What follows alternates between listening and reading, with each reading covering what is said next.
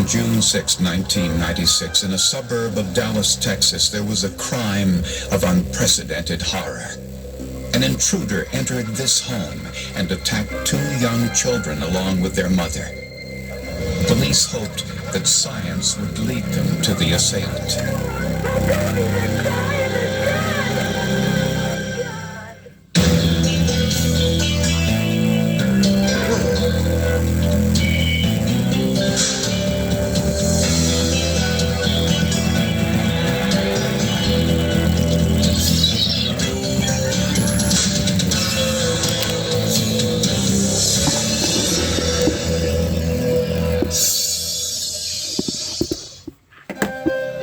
Darren and Darlie Routier were a young couple in their mid-20s with 3 children, 6-year-old Devin, 5-year-old Damon, and 8-month-old Drake. Darren Routier was a successful entrepreneur. Darlie stayed at home to care for the children. This was a young couple who had made good. Darren owned his own business. In 1995, he had made close to $300,000 in his business. He repaired mainframe computers, had some extensive contracts with government agencies. On the night of the attack, Darren Routier was asleep upstairs with 8-month-old Drake. Downstairs in the family room, the 2 older boys fell asleep watching television. Their mother, Darlie, was asleep on the sofa. Around 2:30 in the morning, an intruder stabbed the children, then woke Darlie, who felt a knife at her throat. After a brief struggle, the intruder fled, and Darlie called police. 911, what is your emergency? I'm sleeping, my little boys are sleeping.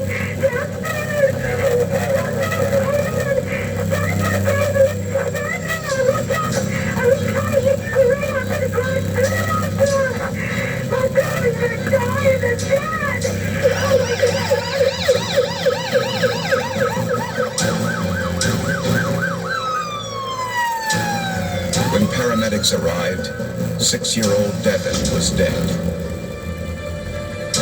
5-year-old Damon was barely alive, but he died en route to the hospital. Darlie was taken into surgery to repair her neck wound, which missed her carotid artery by only 2 centimeters. She also suffered a stab wound to her arm. Paramedics noticed that Darlie's panties were missing. When I asked her if she thought she'd been raped, her answer to me was, well, when I woke up, I felt some pressure down there. That was her answer. But a rape test was negative. Darlie described the assailant as a white male about 6 feet tall, wearing a black shirt, jeans, and a baseball cap. A screen in the Routier's garage had been cut. Darlie said the intruder dropped the murder weapon onto the floor as he fled. In the alley, 2 houses away, police discovered a bloody sock. The motive did not appear to be robbery.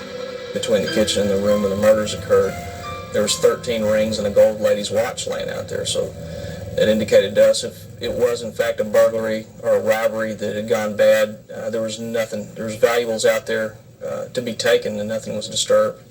Now we don't know why. Now we know that this is a sick individual that took absolutely nothing from our house, but took the 2 most important things that were important to us away from us. The most prominent evidence at the crime scene was blood. Forensic scientists hoped the blood spatter pattern would tell them more about these horrific murders. When police examined the murder scene, it appeared the assailant entered the Routier home through a screened window in the garage. Darlie Routier said she was asleep when the intruder murdered her 2 boys. Darlie woke when she felt a knife to her throat. There was a struggle, and the assailant fled through the garage. Darlie said he dropped the murder weapon onto the floor on his way out. Darren Routier said he was asleep upstairs with 8-month-old Drake and woke when he heard glass breaking.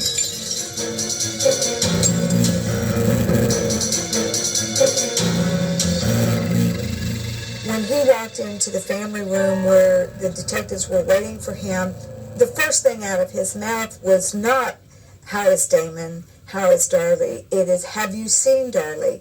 Isn't she beautiful, and doesn't she have gorgeous breasts?" Darren said, I can see why somebody came in, good looking blonde, 38 double Ds. Frost thought that was a little strange too, considering he had just lost both of his sons, and I don't believe at that time he knew for a fact if Darlie was going to live or not. In the kitchen, police noticed a set of white-handled knives. One space was empty. It appeared the murder weapon, a 10-inch white-handled knife, came from the Routier's own kitchen. The blood drops on the floor were photographed and collected for DNA testing. The size and shape of the blood droplets would be analyzed to see if they were consistent with Darlie's version of events. Darlie's nightshirt was another important piece of blood evidence. Forensic scientists hoped that it too would provide information about the murders. DNA testing of the bloody sock found in the alley revealed the blood was that of the two boys, Devon and Damon. However, police bloodhounds were not able to track the intruder's scent beyond the location of the sock. Why would an intruder leave a murder weapon behind in a house and yet take a sock down the alley? Why would an intruder leave this sock in open view for the police to find instead of disposing it in a garbage can or down a storm sewer drain? Police found some other inconsistencies. Darlie said she chased the intruder through the kitchen and he knocked a wine glass on the floor. But pieces of glass were on top of the blood drops on the floor, and there were no cuts on Darlie's feet. Underneath the overturned vacuum cleaner was more blood spatter and a wheel impression in the blood.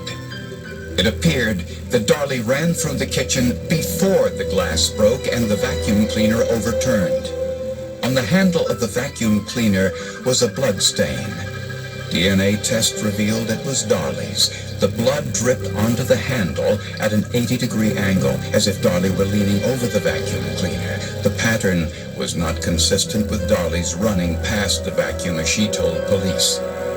Either Darlie Routier was mistaken about what happened in the kitchen, or she knew more about the murders than she was telling police. Blood spatter expert Tom Bevel was asked to analyze the blood drops found in the Routier home. As co-author of a well-known textbook on blood pattern analysis, it was Bevel's job to interpret the story told by the blood trail. Bevel noticed the blood drops on the kitchen floor were circular in shape, meaning they were deposited by someone standing still or walking very slowly. Darlie said she was stabbed on the sofa and while bleeding ran through the kitchen after her assailant. But running would have produced blood drops more elliptical in shape, usually with a tail indicating the path and direction of the person running. Darlie also told police that the intruder dropped the knife onto the kitchen floor, but Tom Bevel could find no evidence of that. Numerous people, to include myself, examined that floor to try and find evidence of a knife drop, either even pointed straight down or falling on its handle or falling on its side or whatever. And we were unable to find anything that would be consistent with that. If it had as much blood on it as it was found, which it would have to, then it should have produced an outline of a knife or evidence of a knife dropping onto the floor. And we simply didn't find that.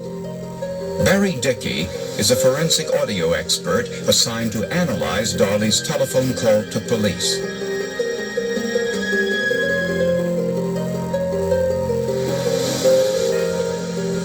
In order to conduct his analysis, Dickey isolated Darlie's voice by eliminating all of the background noise.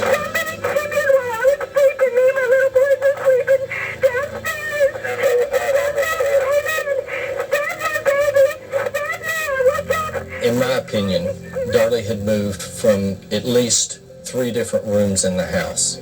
These rooms were moved in a very rapid fashion, and she did not stay in any one of the ambiances very long.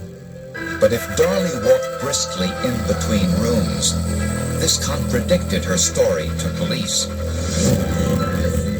When police interviewed Darley after the murder, she was holding a wet towel to her neck wound. Police wondered if the towel had been used to clean up blood before they arrived. To find out, investigators used luminol, a chemical that glows when sprayed on an area where blood has been removed. Once we darkened the kitchen down and applied the luminol, we were able to see footprints there in front of the sink, which kind of made the hair on the back of our neck stand up.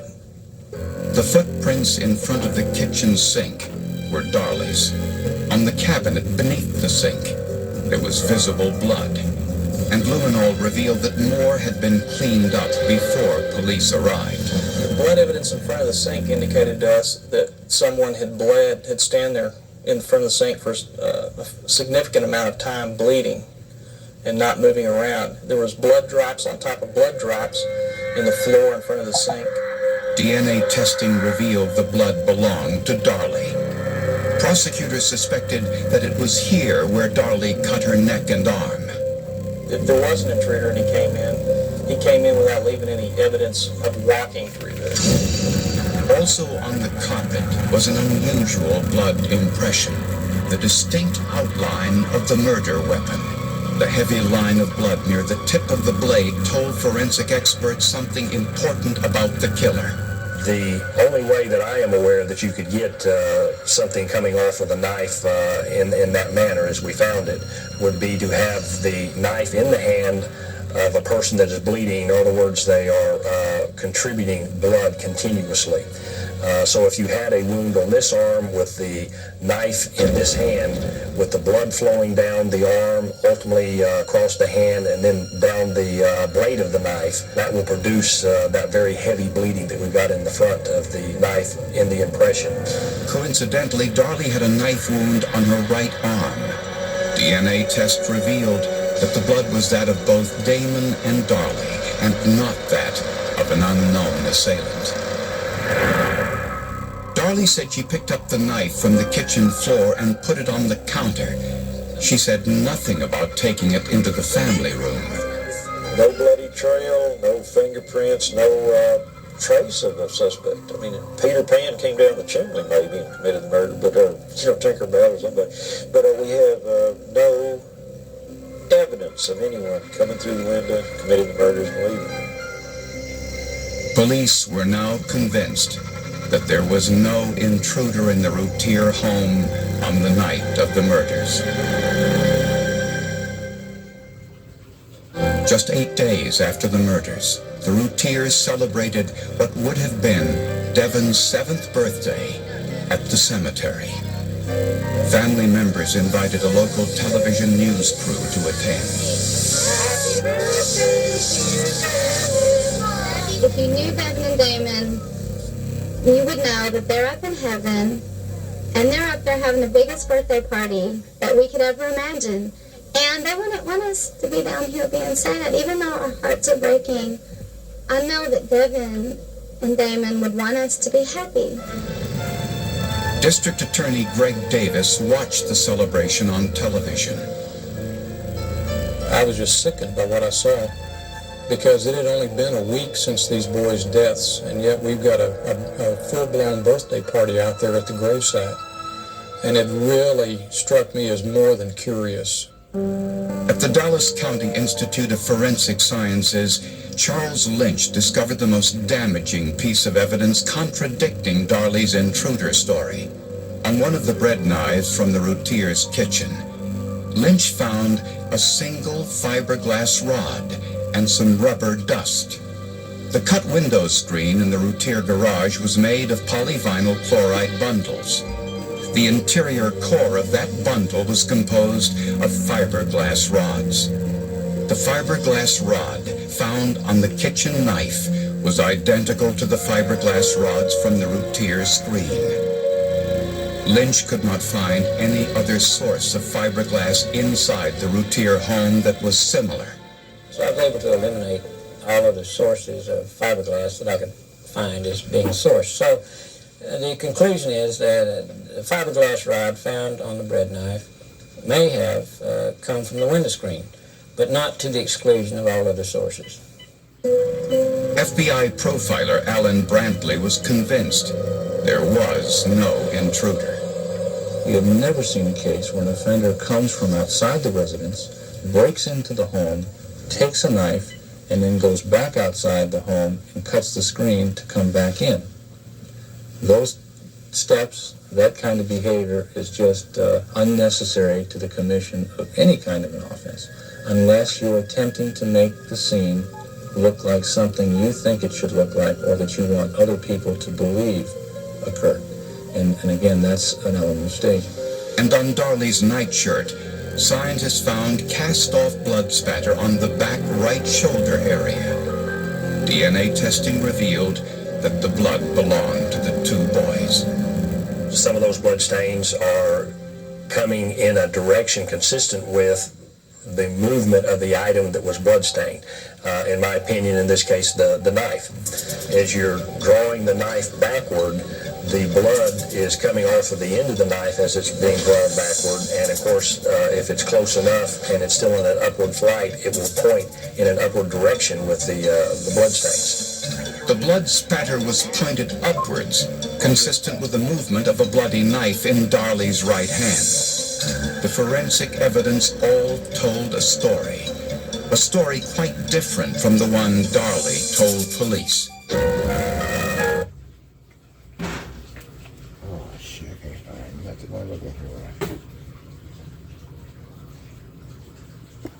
Prosecutors believe that the murders were premeditated and that Darley encouraged the boys to sleep with her that night in the family room.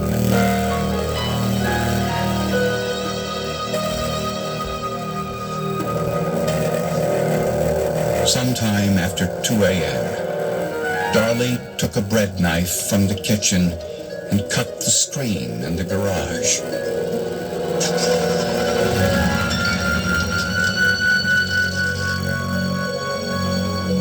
She returned the knife to the holder without rinsing the fiberglass residue found later by forensic scientists. Darley used the largest knife she had to murder her two children. Blood spatter on the back right shoulder of her nightshirt placed the murder weapon in Darley's hand. Speculation is that Darley may have removed her panties to suggest the possibility of a sexual assault. Standing at the kitchen sink, Darley turned the knife on herself, slicing both her neck and right arm.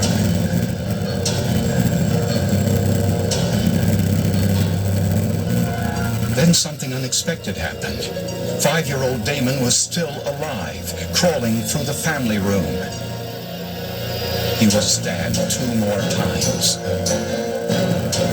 The knife impression on the carpet was caused by blood from her arm wound as it dripped over the tip of the knife.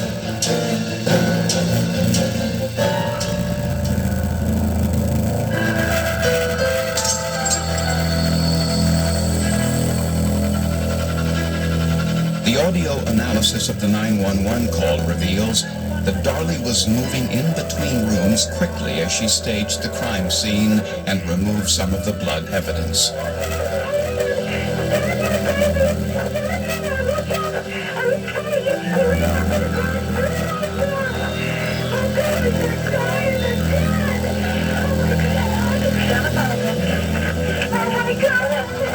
But Darley's attempt to mislead investigators failed. It's hard to explain it, but these kids were in her way. They were in the way of her lifestyle and her ambitions and what she wanted to do. And she simply made a decision that those children would no longer be in her way. Darley Routier was arrested and charged with the murder of her 2 sons. Darren Routier denied he was involved, and no charges were filed against him. Patricia Springer described the possible motive in her book, Flesh and Blood. There is no one reason why Darley Routier did this. It is a combination of things. It had nothing to do with money. It had to do with the multiple births, with the total responsibility. We've learned since then that Darren really didn't help a lot with the children. They painted this picture of the perfect family and how great they were, and everything they did was as a family.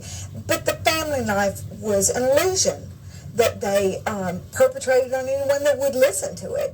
Darlie Routier was found guilty of first-degree murder and was sentenced to death. She currently sits on death row, awaiting execution.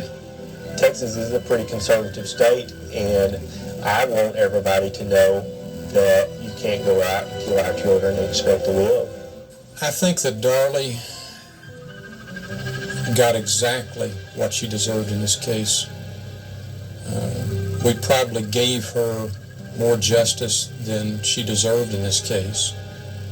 If you look at the barbaric acts that brought her to that courtroom, we did all that the system allowed us to do to her.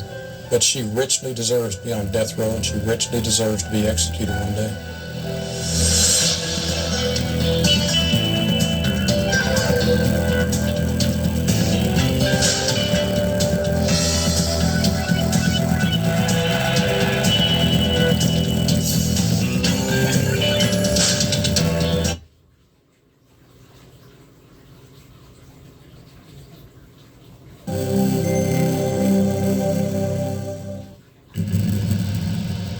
On a windy October night in 1995, a mysterious house fire swept through the palatial home of a doctor and his family.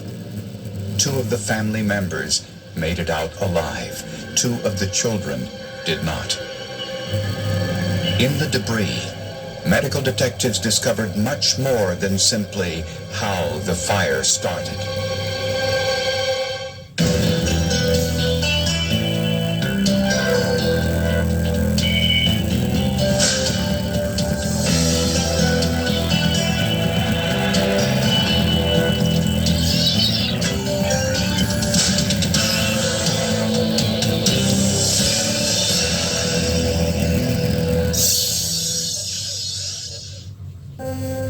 Michael Farrar and Deborah Green first met in medical school in 1977. Both were gifted students with near genius IQs. There was an instant attraction, and they married less than a year after they met. Over the next 16 years, the couple raised 3 children, Jennifer, Timothy, and Kelly, in an affluent suburb of Kansas City, Kansas. To outsiders, their lives seemed perfect, but the marriage was showing signs of stress. At the North Kansas City Hospital, Dr. Michael Farrar was a successful heart specialist who worked very long hours, often at the expense of time with his children. Deborah quit her own medical practice when the children were born. She battled depression, weight gain, and was rumored to have a drinking problem. You got the impression that Deborah wasn't the easiest person in the world to live with. She was, I don't want to say, well, let's just leave it at that. In an effort to rekindle their marriage, the couple decided to go on a school trip to Peru with their son, Tim. While sightseeing along the Amazon River and among the Incan remains, an attractive blonde nurse caught Michael's attention. She was the mother of one of the other students. When they returned to Kansas City, Michael continued to see his new friend, which soon blossomed into a sexual affair. It didn't take Deborah long to find out about her husband's affair. She moved into a separate bedroom, and her drinking increased. Her whole identity was her marriage and her family, because she no longer had her own career. I felt that, maybe it was just really hard for her to let go of that. Maybe she felt like she could change, or something could change, and they could somehow stay together. And Michael had some serious problems of his own. Shortly after the Peru trip, Michael developed diarrhea, vomiting, and chills so severe he was admitted to the local hospital. He'd been in South America where he might have had access to a whole variety of things that could make him very sick. Despite undergoing a full battery of tests, doctors could not determine the cause of Dr. Farrar's illness. When I saw him, I said, "Mike, man, you look bad. I'm sorry, but you don't look good." And he said he'd been really, really virally ill since he had gotten back from Peru, and he assumed that he got some tropical parasite from hell. Michael Farrar was rapidly losing weight, dropping to just 125 pounds. Whatever was causing this illness was a mystery.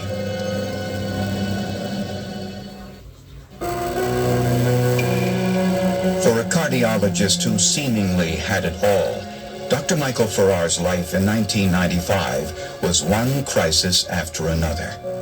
When he was released from the hospital for the illness many believed he caught in Peru, Michael took another step towards divorce by moving into his own apartment across town.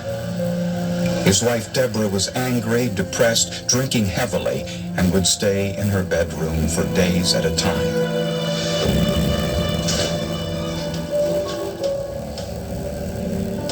Michael was concerned for her welfare as well as the safety of their 3 children. While visiting the house to pick up some of his things, Michael noticed something suspicious in his wife's purse. A packet of castor beans. On the label was a warning that the beans were poisonous. With so many packets of castor beans in her purse, Michael suspected that his wife was planning to commit suicide. So he was telling me that he was pretty sure she was going to try and kill herself with these poisons, which really, to me, didn't make any sense, because Dr. Green is a bright woman, and she's an extremely bright woman, and is an oncologist. And if you're a doctor, I mean, doctors kill themselves, all right? I mean, and professional people do commit suicide. But fortunately, we've got the best of drugs available to us. I mean, if you're going to go, why would you go stooling yourself to death? I mean, you aren't going to want to die with bloody diarrhea. I mean, that is a very horrible, bad way to die. Dr. Farrar decided to do a little investigating of his own. The castor beans were purchased from the Earl May Garden Center. A receipt from that store in Deborah's purse indicated she purchased the beans just 4 days before Michael first got sick. While consulting his medical textbook, Farrar learned some terrible news, that castor beans contain ricin, a deadly toxin with no known antidote. And the symptoms of ricin poisoning were vomiting, nausea, diarrhea, and gastrointestinal bleeding, symptoms which were identical to his own. Farrar quickly took a sample of his own blood for testing, but ricin leaves the body quickly, and the lab could find no trace of it in his system. Although he had no proof, Farrar was convinced that his wife had somehow poisoned him with ricin, and this was the cause of his mysterious symptoms. A few days later, Michael confronted Deborah during an angry telephone call. I told her that I was very angry with her, that I thought she was crazy, that I thought she had been poisoning me, that I thought she needed serious psychiatric help. I don't have to listen to this.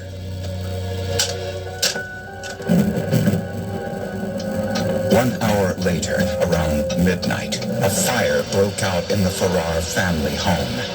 By the time firemen arrived, the home was totally engulfed in flames. I've never seen a fire spread as fast throughout the house as I have in this one. The heat was tremendous. There was no way that anyone could even get close to the house. Of course, the flames were roaring out probably 20 to 30 feet. Deborah and her 10-year-old daughter Jennifer both escaped. During questioning on the night of the fire, Deborah learned the tragic news that her other 2 children had been trapped and died in the fire. Oh, God, beautiful children, beautiful children, both daughters. Jesus Christ, did they make it attempt at all to save her? 6-year-old Kelly died of smoke inhalation in her own bed. 13-year-old Tim burned to death. Christ, I saved one of the kids, and I could have gotten the second one out and didn't. I'll never forgive myself for that. Investigators immediately suspected arson. It's fair to say that Deborah Green was a suspect early on. It's fair to say that Mike Farrar was a suspect early on. Both had motive. Both had opportunity. If the fire had been deliberately set, the charge would be more than arson. It would be murder.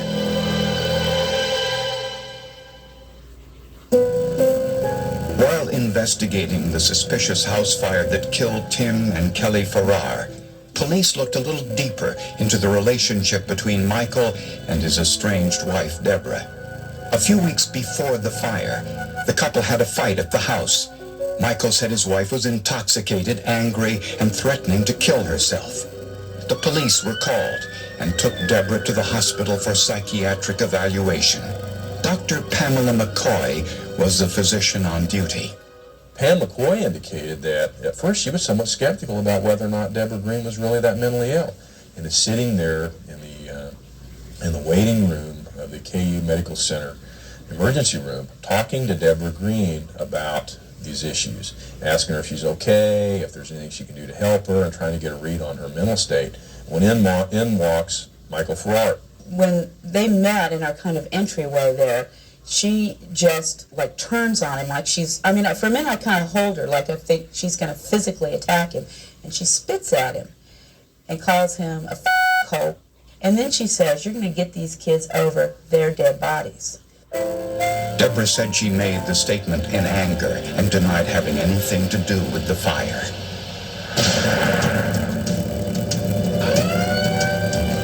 She said she was asleep when the fire alarm sounded.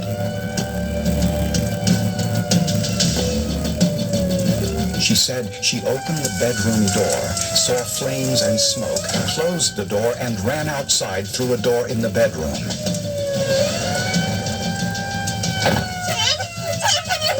Deborah said she told her son Tim to stay inside until firemen arrived and ran to the next-door neighbor's house for help. To find out whether an accelerant or flammable liquid was used in starting the fire, arson investigators used specially trained dogs that can identify vapors which remain after the fire. This is a dog that has been through several weeks of training on how to detect different types of liquid accelerants like diesel fuel or kerosene or gasoline or charcoal lighter fluid. The dogs identified a number of suspicious areas. Investigators found melted plastic containers on the floor, possibly used to carry flammable liquids throughout the house. Next to Dr. Farrar's desk, investigators found another clue that the fire had been intentionally set. We found an empty liquor bottle laying on the floor right behind this desk. Again, it's possible that the contents of this bottle were poured out and ignited on the desk. A section of the basement floor had what appeared to be a pour pattern, where an accelerant was ignited as a test. The accelerants also gave investigators a clear path of the fire. The path led directly to Deborah Green's bedroom door. That fire was set at that bedroom door with the intent of doing a tremendous amount of damage to that house and cutting off the escape route of those children upstairs. And the analysis of the burn patterns on the bedroom door contradicted Deborah Green's story. Deborah said her bedroom door was closed when the fire alarm sounded and that she closed the door before running outside for help. But the carpet underneath the door revealed the door had been open. The door jamb revealed the same thing. If the door had been closed, the door jamb would have been protected from the fire. Instead, it was completely covered with soot. In the bathroom was Deborah's bathrobe, wrapped in a ball on the floor.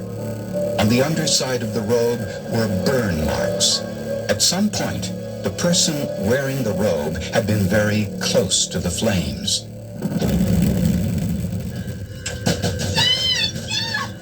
The neighbors said Deborah's hair was wet when she ran over asking for help. This did not come as a surprise to arson investigators. When Dr. Green actually ignited that accelerant outside of her bedroom door and in the hallway, that there was enough vapors present that there was quite a flash, more of a flash than she probably was prepared for. When she did that, I believe that is when she got the hair singed on the right side of her head. With a search warrant, detectives took a sample of Deborah's hair. Microscopic analysis revealed that Deborah's hair showed signs of heat damage consistent with singeing from a high-intensity flame. The damage to Deborah's hair was extensive since the sample wasn't collected until after she had her hair cut for her children's funeral. Bill Chapin is a forensic chemist whose job was to analyze the fire debris evidence from the Farrar home. Fire debris is stored in metal canisters which preserve any vapors which may still be present. The canisters are heated to between 80 and 90 degrees centigrade, and the air inside removed. If the vapors contain accelerants or hydrocarbons, they're trapped in charcoal filters. The filters are then rinsed with a neutral solvent, carbon disulfide, and the mixture is placed into a gas chromatograph mass spectrometer for analysis. After 2 days of testing, Bill Chapin found what he was looking for. In this particular case, the accelerant that I found was an accelerant called isoparaffin. Isoparaffins are often used in odorless charcoal lighter fluids.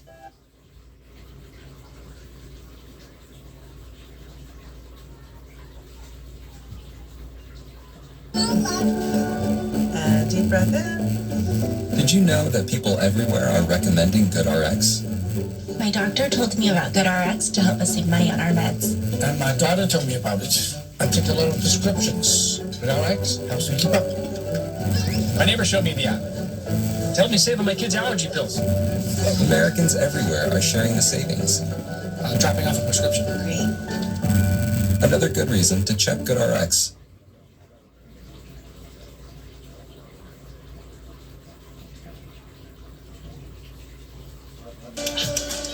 Your favorite moments shouldn't be trapped here or here. Get your photos off your phone and have a Shutterfly designer create your photo book in just 24 hours for free. Order as is or customize it as much as you like. Your memories deserve better. Your memories deserve Shutterfly. Get your photos off your phone and get 40% off everything with code PB40.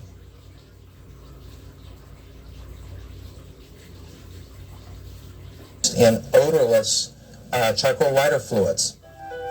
There was an empty container of charcoal lighter fluid on the floor of the Farrars' garage. Investigators were now convinced that Deborah Green set the fire that killed 2 of her children. The only question that remained, had she also tried to kill her husband with castor beans? When Dr. Michael Farrar told police he was sure his wife had been poisoning him with castor beans, investigators were unsure of where to start.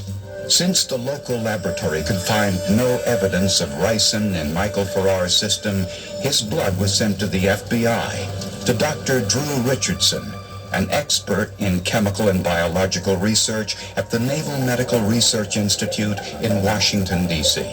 People in the intelligence community are quite familiar with ricin based on a handful of cases that most everybody would know about. Very few people in the lay public and even highly trained professionals such as medical doctors would be quite unlikely to know much about ricin, if anything. Ricin is an antigen that causes a breakdown of red blood cells at the tissue level. In large enough doses, it can be fatal. When an antigen enters the body, The immune system's response is to produce antibodies which fight the invading organism. To find out whether ricin antibodies were in Michael Farrar's system, Dr. Richardson used a technique called ELISA, which stands for Enzyme-Linked Immunosorbent Assay. A 96-well plastic plate is coated with a solution containing ricin. In theory, any ricin antibodies in Dr. Farrar's blood would bind to the ricin coated on the plate, which is exactly what happened. Next, Dr. Richardson analyzed the blood of goats that had been exposed to small amounts of ricin. It appeared that the goats and Michael Farrar both had similar antibodies in their systems. Antibodies designed and structured to recognize and seek out the target invader, ricin. Dr. Richardson discovered something else. The number of ricin antibodies in Farrar's system was staggering. In the case of Dr. Michael Farrar, it's thought that perhaps he was exposed 3 times. A certain immune response would have been produced the first time, a response that would have lasted a few weeks. On second and third, and perhaps other exposures, a separate immune response would have been produced. For each one of those exposures, and the latter exposures would have produced a response and antibodies that would be present in the blood for, again, many months to perhaps a few years. Deborah Green was charged with 2 counts of murder and 2 counts of attempted murder. Prosecutors believe that when Deborah's attempts to kill her husband failed, she feared losing custody of her children in the impending divorce. I don't have to listen to this. After the argument on the telephone, prosecutors believe that Deborah poured accelerants throughout the house with special attention to Michael's possessions and making sure to cut off the children's escape route. The path of the accelerants led directly to the door of Deborah Green's bedroom.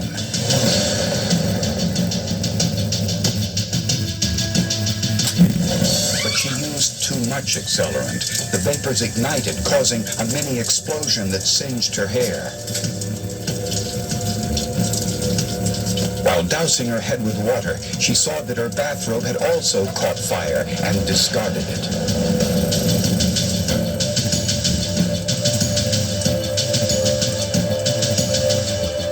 Ten-year-old Jennifer survived by crawling out her bedroom window and jumping to the ground. Deborah told Tim to stay inside with his 6-year-old sister until firemen arrived. Sadly, Tim did what his mother had told him to do. He and Kelly both died before firemen could reach them. Deborah Green's trial was scheduled to begin 1 week after Michael's brain operation to repair damage caused by the ricin poisoning. But the trial never took place. Deborah Green pleaded no contest to the charges, avoiding a possible death sentence. My attorneys are ready, willing, and able to present evidence that I was not in control of myself when Tim and Kelly died. However true that may be, defending myself at trial on these charges would only compound the suffering of my family and my daughter. She was sentenced to life in prison without possibility of parole for 40 years. Well, I think these kids in this case were sort of the ultimate pawn, the ultimate weapon that Deborah Green used in this fight with Michael Farrar. She, in some ways, probably loved those kids. In other ways, viewed them as an expendable resource to be used in this war.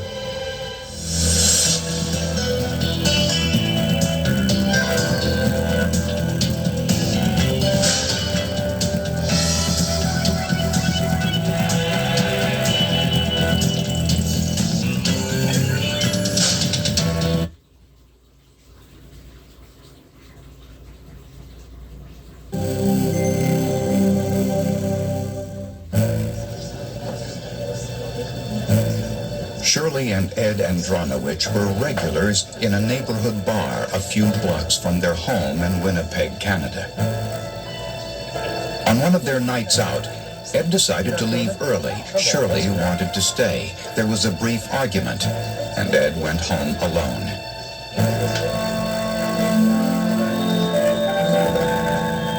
was Shirley Andronowich's last night alive.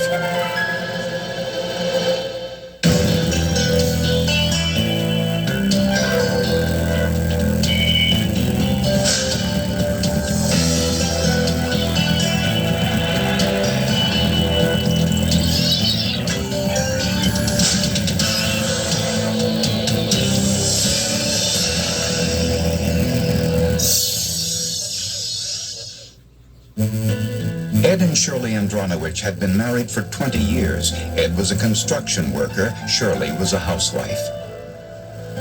They lived in the Fort Rouge section of Winnipeg, Canada, with their 3 teenage daughters. We went out that night together, and just as usual, we went out for a good time.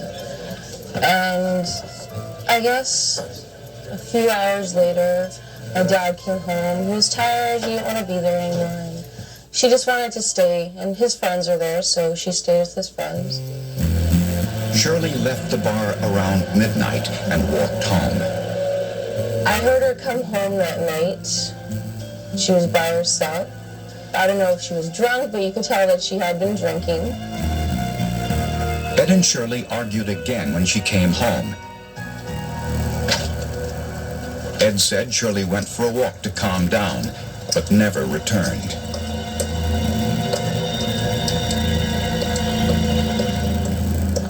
The next morning, an employee at a nearby high school discovered a woman's body in the schoolyard. It was a very gruesome scene. There was some very senior homicide detectives that were there that were a little taken aback of what was discovered there. We came to the door, and I went and got my father. I went upstairs. Then I got called downstairs, and the police looked at my father and said, "Do you want to tell her?" And he just kind of hung his head and kind of nodded, and they told me. They told me that, you know, we found your mother, and she's been killed. Shirley Andronowich had been sexually assaulted, beaten, and mutilated, with bite wounds over much of her body. It appeared that she had been strangled, then hit with a large piece of concrete. There was the destruction of the facial features, and there was an obvious sexual assault had taken place. So this was a definite gruesome scene. I've been a prosecutor for 23 years, and I have never seen any case with as much brutality to a human body. In a written statement, Ed Andronowich admitted that he argued with his wife that night, but said he had no idea what happened to her after she left their home.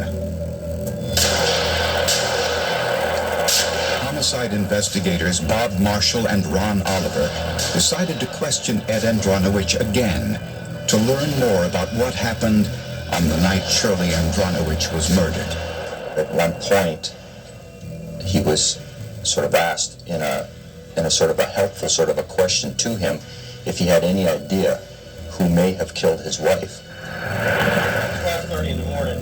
The answer Andronowich gave was a bombshell. He said he was the murderer. He actually had some knowledge of some of the aspects of the crime. For example, he knew where the body was. He knew that it was in behind the Grant Park High School.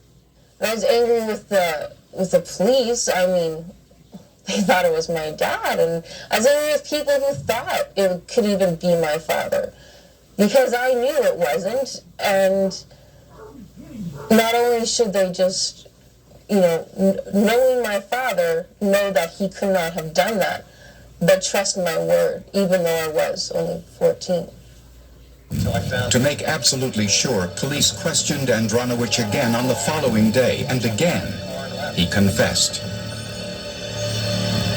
Ed Andronowich was charged with second-degree murder.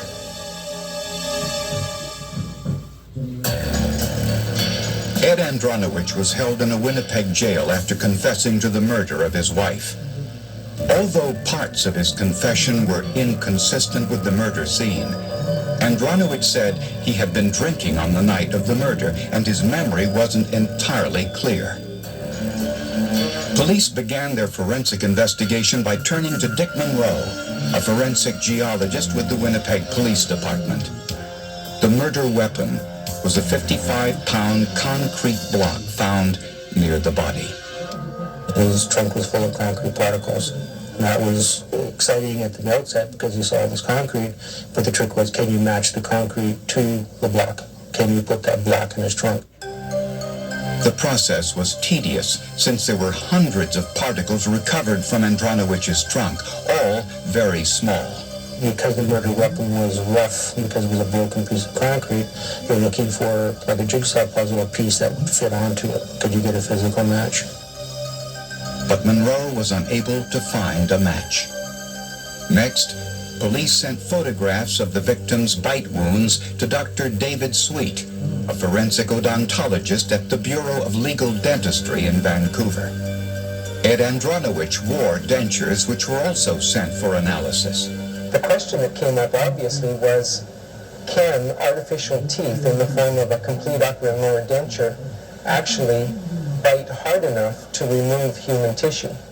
Dr. Sweet performed a metric analysis measuring the width and arch of Andronowicz's dentures to see if they were similar to the bite wounds on Shirley Andronowicz's body.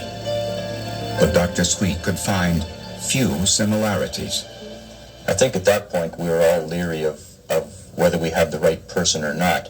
I know I had a question in my own mind as to whether we had the right person. During Shirley Andronowicz's autopsy, the medical examiner had swabbed the areas around the bite wounds for possible forensic evidence. The swabs were rolled in a moistened filter paper, and the paper turned white, a positive presumptive test for the presence of saliva. The next step was to determine the blood type of the saliva. We had a new technique at our disposal called ELISA, which allowed us to type saliva in the ABO blood typing factors.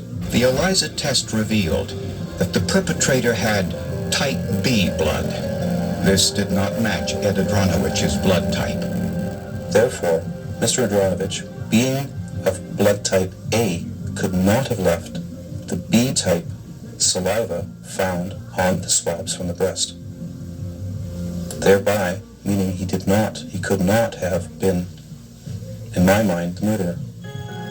After 2 months in prison for a murder he confessed to, but apparently didn't commit, Andronowicz was released. Feel better today? Changing.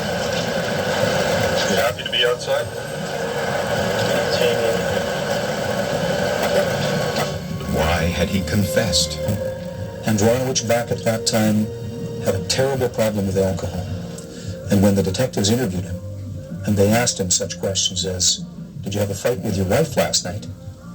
He responded and said, well, I might have. And then when they went on and pressed him and said, well, did you hit her? He said, I might have. Memory lapses while drinking are called blackouts and happen because alcohol interferes with the neurotransmissions that form memory in the brain. And when they come out of the blackout, it's the realization, the recollection, all of a sudden that something bad may well have happened. And it's very common for alcoholics to feel remorse, express guilt, even imagine that they have done terrible things during the blackout period. Now the police investigation had to start all over again. The murder weapon was a 55-pound piece of concrete. To forensic geologist Richard Monroe, it appeared to be about 5 years old and looked as if it had once been part of a bumper block used in parking lots. Monroe decided to visit the murder scene to survey the area. He went around midnight to evaluate the scene the way it appeared at the time of the murder. Standing where the body was discovered, Monroe wondered what exactly took place. If the victim had been strangled and was unconscious, what happened next? Where did the concrete block come from?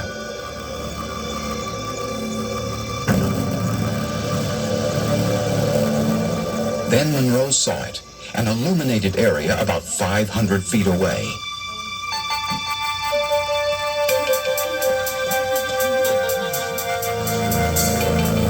In the shadows, Monroe found a piece of concrete. About 12 feet away was another piece. Both were similar to the murder weapon. The killer had been drawn to the area by lighting, his only visual cue.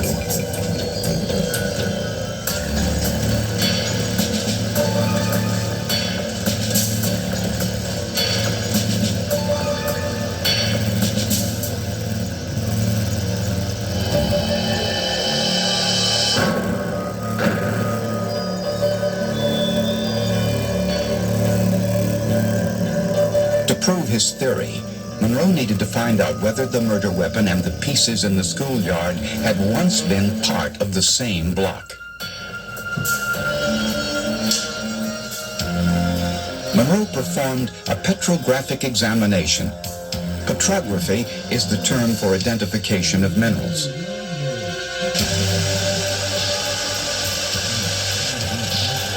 Concrete is made of sand, cement, water, and pieces of stone, which is poured into molds to form the bumper blocks. As it dries, the mixed design settles into a distinctive pattern, which is visually different in each concrete block.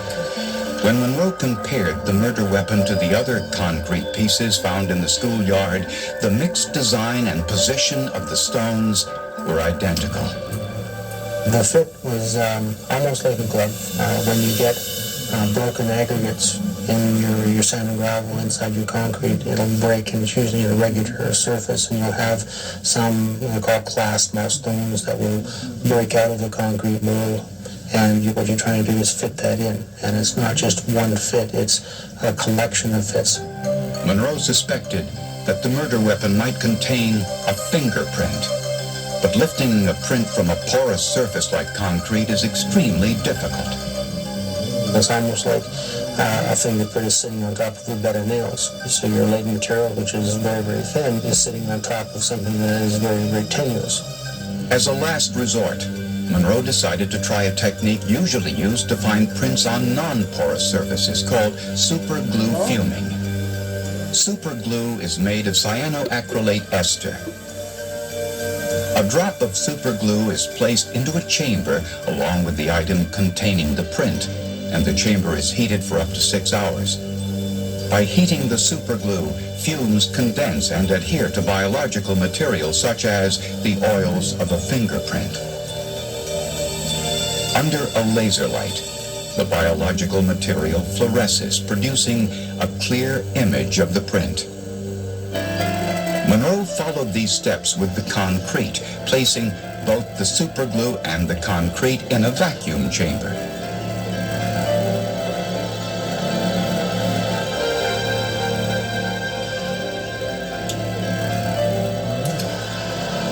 But the color of the concrete is the same as the cyanoacrylate. In order to see a print, Monroe needed to find a chemical that would attach itself to the cyanoacrylate. After a number of tries, Monroe finally found one that worked. It was a biological stain known as Sudan black.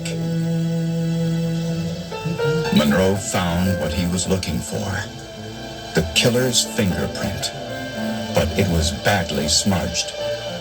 Unfortunately, with the circumstances of the event, with the end of it being used as a pile driver and repeated blows on the victim, there was a certain amount of slippage taking place with 55-pound black on the hands. But the discovery of the related concrete pieces in the schoolyard was important. It revealed that it was a crime of opportunity and that the perpetrator may have been on foot. But a full year passed, and the trail was turning cold. 1 year after the crime, local television stations and newspapers carried stories about the unsolved murder, hoping to jog someone's memory or conscience. The media campaign led to the break police were hoping for.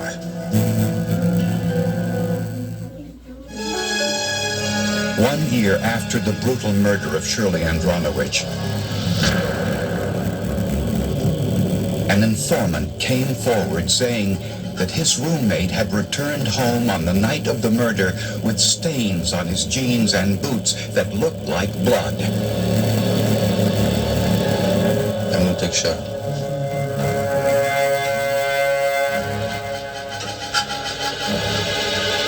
They lived in an apartment building across the street from the murder scene. Mark Jarman was a 29-year-old unemployed construction worker. The informant also revealed that Jarman had burned his clothes the day after the murder. Samples of Jarman's blood and saliva were sent to the forensic lab. Tests revealed that Mark Jarman had type B blood, the same blood type as the saliva found on the victim. Photographs and impressions of Jarman's teeth were also sent for analysis. Jarman had a distinctive wear pattern that had ground the biting edge of the upper and lower teeth into a flattened surface. There were also some unusual spaces between the teeth, and several chipped areas had not been restored. As a result of some of the testing that I did and the comparison with the suspect's teeth, I was able to determine that his teeth were in fact consistent with causing these marks. Or another way to explain that is his teeth could not be excluded in this case as causing those marks. Finally, police had a shopping list they found in the schoolyard on the night of the murder. It was a big schoolyard, and police weren't sure whether the shopping list had any connection to the murder. On the shopping list was a fingerprint.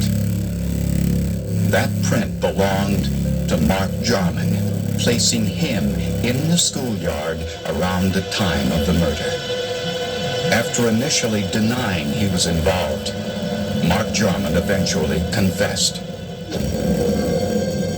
Jarman said he was at the same bar as Shirley and Ed Andronowicz on the night of the murder, but he didn't speak to them.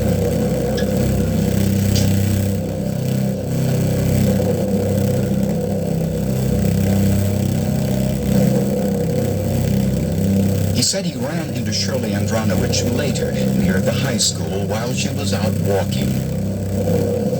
I see you at the bar before? Jarman said they talked and had consensual sex.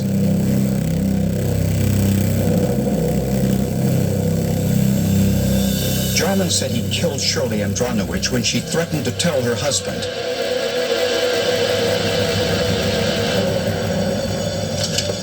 Jarman said he emptied the contents of her purse to make the scene appear to be a robbery. But investigators didn't believe Jarman's entire story. Staff Sergeant Dan Ron is a blood spatter expert who studied the crime scene photos and noticed an inconsistency in Jarman's story.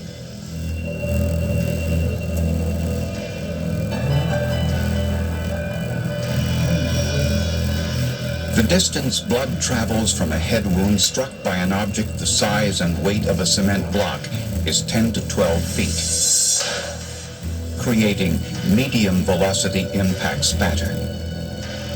On the papers found within 10 to 12 feet of Shirley Andronowicz's body, Ron discovered medium velocity impact spatter.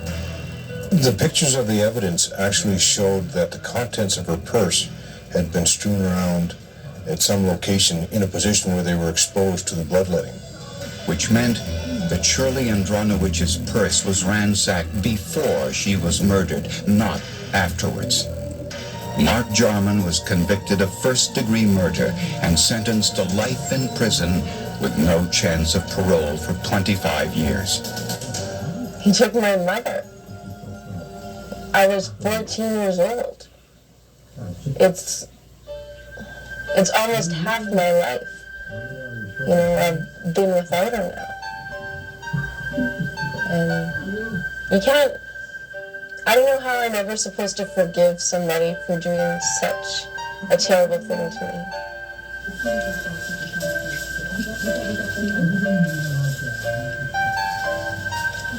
There isn't a punishment severe enough that we can give this guy for taking something like that from us. Not a day goes by when she doesn't come into my mind. I just think about what it would have been like if she was still here. I miss her.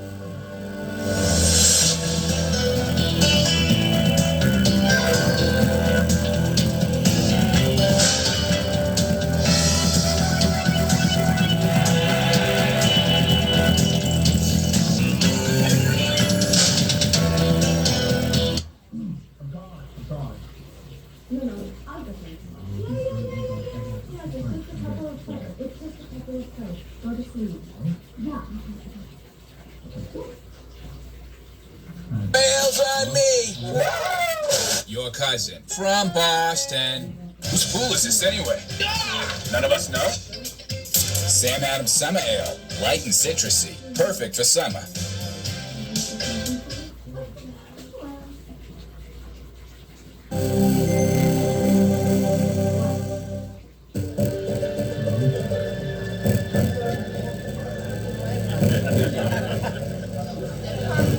Sometime during a neighborhood Christmas party in 1989, 5-year-old Melissa Brannon disappeared. Loved it. She really did. We had a great time, but it's late. We're, kind of doing. Melissa, will you go get the coats? None of the adults or other children at the party saw where she went or noticed anything unusual. It took science to see what witnesses did not.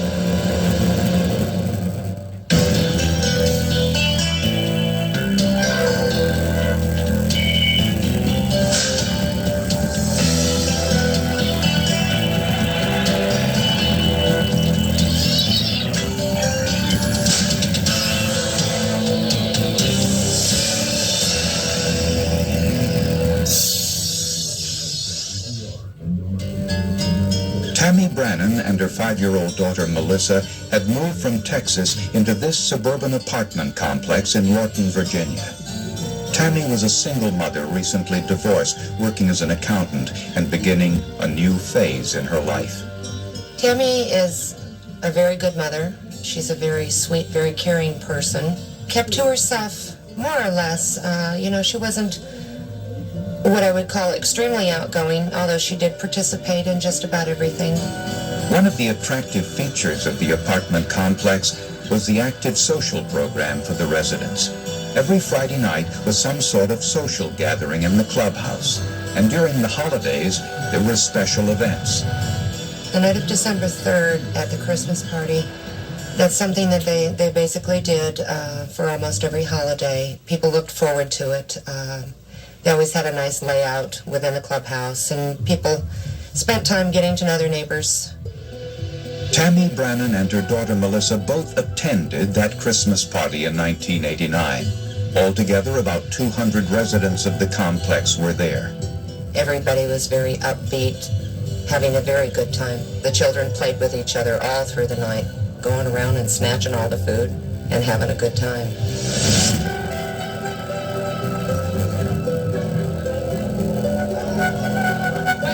When it was time to leave, Tammy asked Melissa to get their coats. Oh, man. Sure. And then we have holidays and stuff. It's ridiculous. They have packages and everything else. Shortly after handing the coat to her mother, Melissa disappeared. Yeah. I've got to get going. Oh, I know. I got to find cleaning up forever. Where's Melissa? She was just here earlier. Tammy looked for her daughter throughout the clubhouse. Melissa?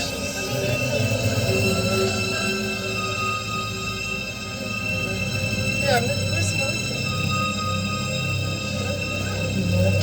In a utility room off the lobby, marked private, a full-length window leading to the outside was wide open.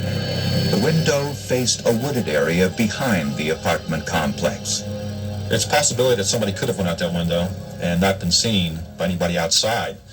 and it's in an area where it's secluded, so the inside partygoers wouldn't have seen anybody exiting to that window also.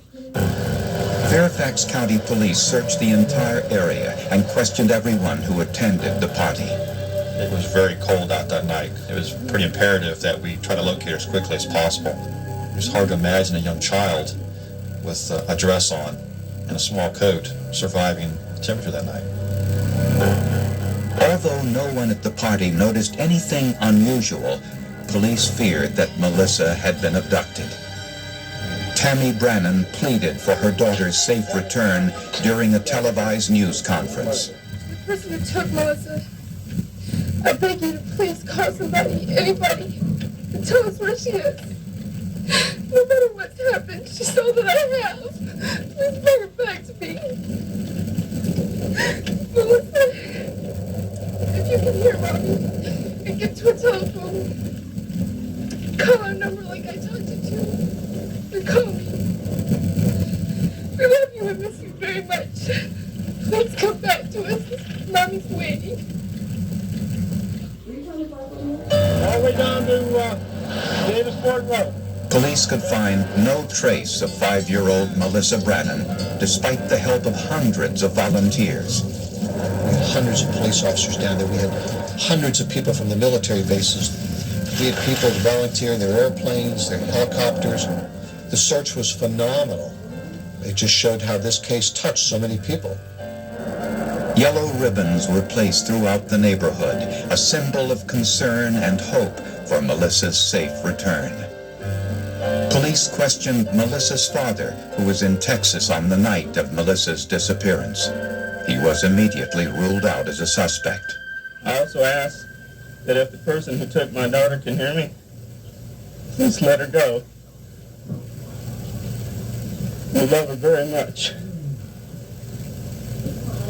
If anyone has any information that may help, please contact someone who will pass the information on to us. Thank you. Police questioned everyone who lived at the apartment complex, as well as all of the employees. Caleb Hughes worked at the apartment as a maintenance man and attended the Christmas party. Police interviewed Hughes at his home a few hours after the party, around 2 a.m. Mr. Hughes? Caleb Hughes? I'm Sergeant Garcia from the Fairfax Police Department. I'd like to ask you a couple of questions about the party at the apartment complex that you worked at. They asked him where he had been since leaving the apartment complex. What did you do after you left the party? I drove straight home. I stopped off for a six-pack. I got home about 12:30, 1:45. He said he stopped just before he got home, near his house. Well, if you got home at 12:30, 1:45, they stopped selling beer in Virginia at 12 o'clock. So he didn't stop for beer. He couldn't. What did you do after you got home? I did chores, laundry, stuff, stuff like that. Do you mind if we look around? No, go ahead.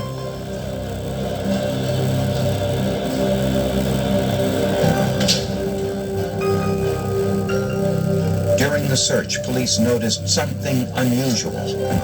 Hughes told police he had been doing his laundry, but the clothes he was washing were the ones he wore to the party. You always wash your sneakers with your clothes, Mr. Hughes? He was also washing his belt and the knife holder.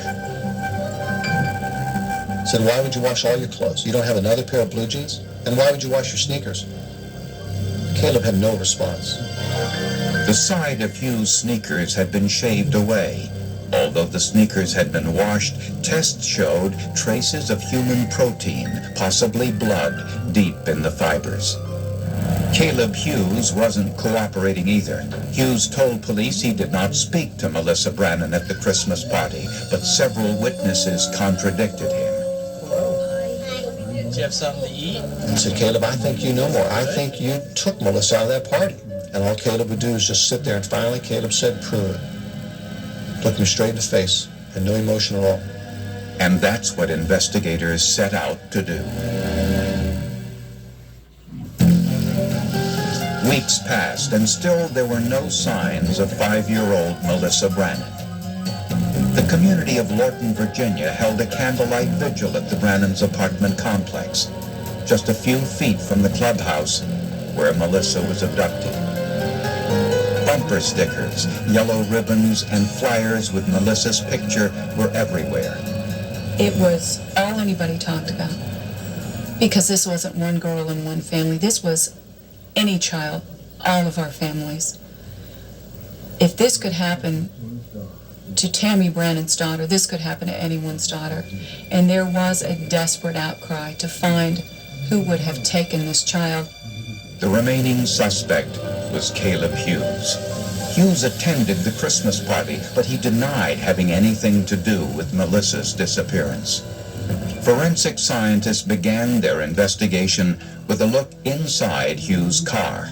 The interior of the car was cluttered with a lot of debris, dirt, bags of books, dog hair. I just looked at it and thought, holy mackerel, how am I going to be able to find any type of evidence that will link Melissa to this car? The car was sprayed with the chemical luminol, which fluoresces when it comes into contact with the hemoglobin component of blood. Luminol revealed blood on the steering wheel, foot pedals, and floor mat. The blood was collected for DNA analysis, but the results were inconclusive. The car was also searched for trace evidence, specifically hair and fibers, and was sent to Special Agent Doug Dietrich of the FBI for analysis. First thing that I do is look at the tapings that came from the front seat of the car. I'm trying to identify what types of materials are there, and if possible, anything that may have come from the victim, if she had been in that car. Dietrich discovered quite a bit of animal hair in the car, most of it dog hair. But 3 of the hairs from Hughes' front seat were different. They were rabbit hairs that had been dyed black. The rabbit hairs were microscopically similar to a German rabbit hair coat Tammy Brannan wore to that Christmas party.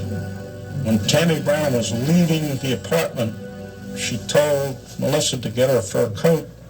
Melissa got the fur coat, and as a child will do, she draped that coat across her shoulders. And of course, those hairs from that coat, certain of them transfer to her. Dietrich also discovered blue and red fibers on Hughes' front passenger seat. The red fibers were cotton, an extremely common fiber, but the blue fibers were extremely rare. The 50 blue fibers were man-made and acrylic. They were all the same shape, length, and diameter, an indication they were from the same manufacturer. Gas chromatography revealed that the blue fibers were dyed with the same blue dye. But the chemical composition of the blue dye was unusual. Melissa Brannan was wearing a blue sweater and red plaid skirt on the night she disappeared. The outfit had been a gift from Melissa's grandmother, who could not recall where she bought it. All she could remember was that the sweater had a picture of Big Bird on it, a character from the Sesame Street television series. Prosecutors needed more evidence than the 3 rabbit hairs from Mrs. Brannan's coat found in Caleb Hughes' car. They knew that any good defense attorney would argue that Caleb Hughes could have brushed up against Tammy Brannan's coat at the party and transferred those rabbit hairs onto the seat of his car. Doug Dietrich was convinced that the blue fibers held the key to Melissa Brannan's disappearance, but there was no way to tell if the fibers were from Melissa's clothing. After work one night, Doug Dietrich shared his frustration with his wife. He told her he needed to find the manufacturer of the outfit Melissa was wearing at the Christmas party. Some sort of blue Winnie the Pooh thing, or a Sesame Street outfit with a red plaid skirt. I don't know anything about Winnie the Pooh, but if it's Sesame Street, that's sold by JCPenney. Hold on a second. Mrs. Dietrich had kept a number of store catalogs, some going back a few years. Red plaid skirt? I see that. She proceeded to bring a catalog down from the year before Christmas, and sure enough, on page 11 of that catalog, there was an outfit that looked darn close to what they were describing to me as the one Melissa Brannan wore the night of her disappearance.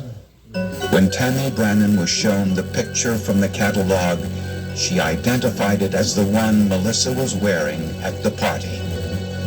The FBI asked J.C. Penney for one of the outfits in order to analyze the fibers, but they were sold out. The item was a catalog-only item.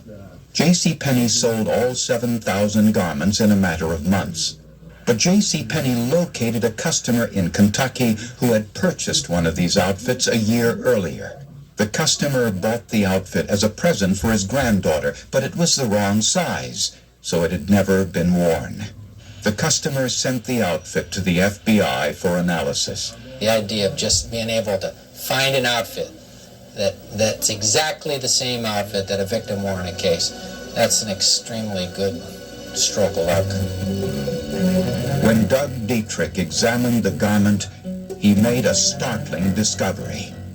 When J.C. Penney had this outfit manufactured, they wanted to make it unique.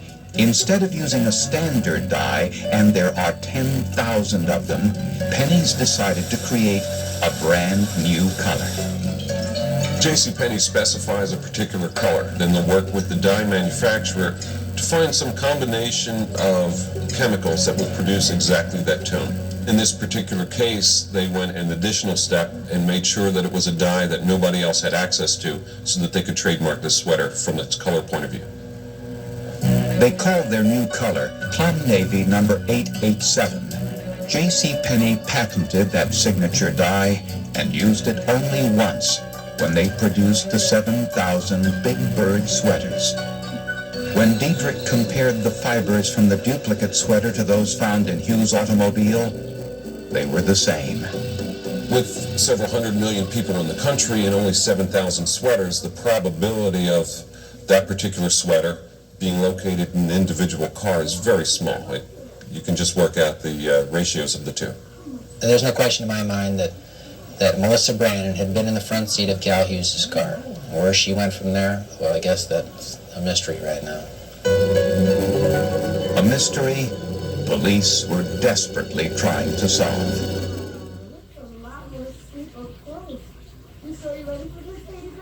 Yeah, I was born ready. Misha, last chance? It's a hard pass. I told you already, I know that. I was suffering from ordinary days. Then my doctor suggested $300 million extreme cash. No, I didn't. $300 million extreme cash isn't a pill, it's a scratch-off. Designed for people who have $30. I asked my doctor about $300 million extreme cash. He just looked at me funny and told me to put my shirt back on. Side effects may include celebratory dances. In rare instances, a change in tax bracket may occur. Ask your lottery retailer if $300 million extreme cash is right for you. All right, y'all. Come on. Scoot in, function over there, and let's just look like we like each other. There's no Wi-Fi out here. How does it work? It's camera. I'm on the phone. Allegra, allergies don't hold us back. Allegra starts working 2 times faster than Claritin. And unlike Zyrtec, it won't make us drowsy. Allegra gives you the fastest, non-drowsy, 24-hour allergy relief so you can live your greatness. To solve. The search for Melissa Brannan's body continued for almost a year. Statistics show that children abducted by strangers are usually murdered within 3 hours of the abduction. The prime suspect, Caleb Hughes, was asked to take a polygraph test. Are you the one who abducted Melissa? No. Right now, can you take me to Melissa's body? No. The results of his polygraph examination indicated deception.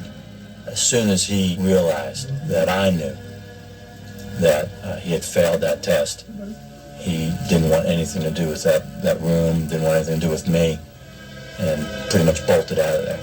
But there was a problem. In the state of Virginia, prosecutors must be able to prove where a homicide occurred. Since the blood in Caleb Hughes' automobile could not be identified as Melissa's, prosecutors could not reach the threshold of homicide.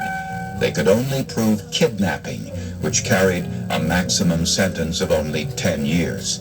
But prosecutors were convinced that the blue and red fibers in Caleb Hughes' car indicated more than kidnapping. The last Tammy Brannan saw her daughter, she was wearing the pink nylon coat, winter coat, over top of this Big Bird outfit. If the child remained in that winter coat in the automobile, you wouldn't have the collection and the population of blue acrylic fibers that are found on the seat, because they'd be inside the nylon coat. They weren't. Prosecutors believe that Hughes removed Melissa's ski jacket in the car, an indication that Hughes committed a sex act. Hughes had the child's coat off in the automobile, and it seems to me the inferences that flow from that are legitimate inferences of an intent to defile.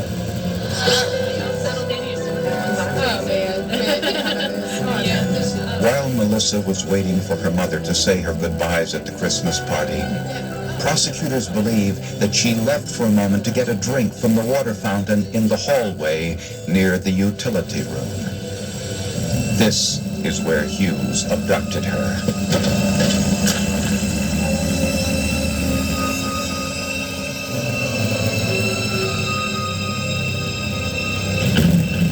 Hughes took Melissa through the window in the utility room and fled in his car. Hughes removed Melissa's ski jacket in the car, causing the transfer of the blue and red fibers onto the front seat. Also in the car, there were 3 rabbit hairs from Tammy Brannan's coat, the one Melissa handed her mother seconds before she was abducted. Where Hughes took Melissa Brannan and left her body remains a mystery.